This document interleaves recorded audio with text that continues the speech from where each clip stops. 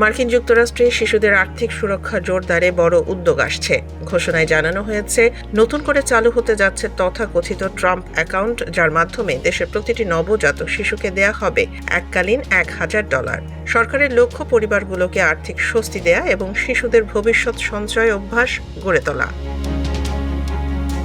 কর্মকর্তারা বলছেন, এই অর্থ সরাসরি শিশুর নামে সংরক্ষিত থাকবে এবং নির্দিষ্ট বয়স না হওয়া পর্যন্ত তোলা যাবে না। শিক্ষা, স্বাস্থ্যসেবা বা জরুরি প্রয়োজনের জন্য ভবিষ্যতে এটি ব্যবহার করা যাবে।